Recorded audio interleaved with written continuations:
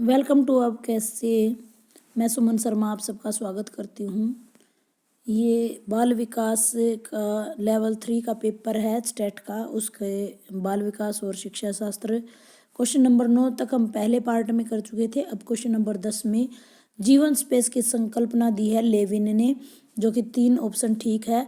एक परिस्थिति द्वारा सीखे गए अमूर्त ज्ञान का भिन्न परिस्थिति में उपयोग करना उच्च पथ स्थानांतरण का कहलाता है।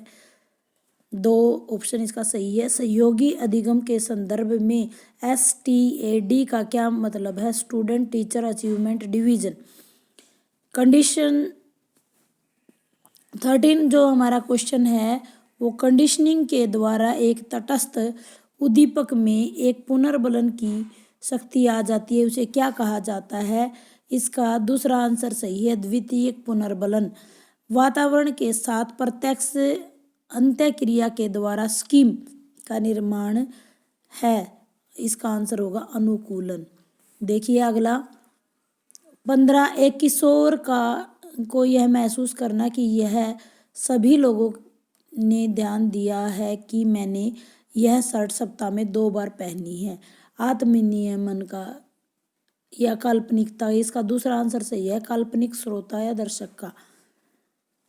किसी व्यक्ति ने उसे स्वयं का संज्ञानात्मक प्रक्रिया के संज्ञान को कहा जाता है, मेटा संज्ञान।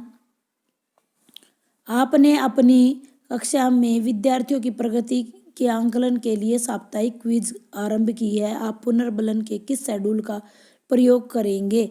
इसका आंसर आएगा 3 स्थिर अंतराल। यह दृष्टिकोण कि बच्चे स्वयं निर्देशन हेतु स्वयं के साथ वार्तालाप करते हैं दिया है। किसने दिया है? ये वाइगोत्स्की ने दिया है। नकारात्मक पुनर्बलन के संदर्भ में कौन सा कथन सत्य नहीं है? इसका 3 जो कथन है, यह कभी भी वांछनीय व्यवहार को नहीं बढ़ाता है, यह सही है।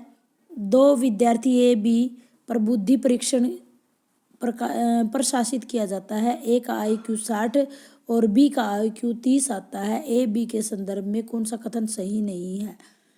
देखिए, एक का 60 एक का 30 है, तो इसमें A में गंभीर बौद्धिक असमता है, क्योंकि 60 है तो उसका ज़्यादा होना चाहिए, असमता का मतलब कम है, तो ये जो थर्ड है ये गलत है। पठन असमता के लिए प्रयोग किया जाने वाले शब्द को क्या कहेंगे?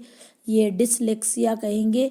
पियाजे के अनुसार नैतिकता का विकास होता है 9 से 10 वर्ष से आगे तक।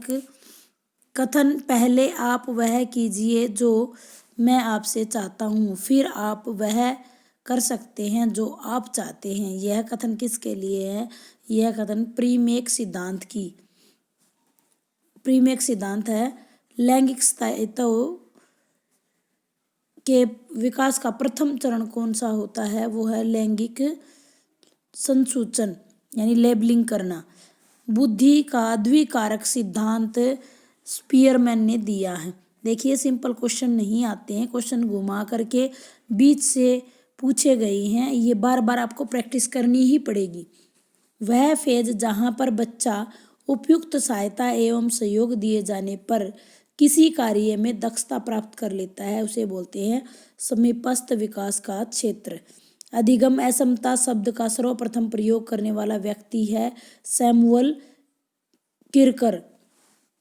एक पीड़ादायी उद्दीपक का प्रयोग है सजा और दंड।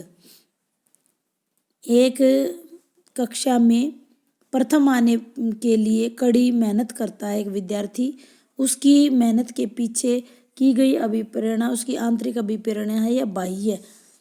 तो उसकी बाह्य अभिप्रेरणा है। वे नियम जो बताते हैं कि किसी संस्कृति विशेष में प्रभावी संप्रेषण हेतु कब और कैसे भाषा का प्रयोग करना है, उसे फोनेटिक्स कहते हैं। उम्मीद करती हूँ जानकारी आपको के लिए लाभदायक सिद्ध होगी। धन्यवाद।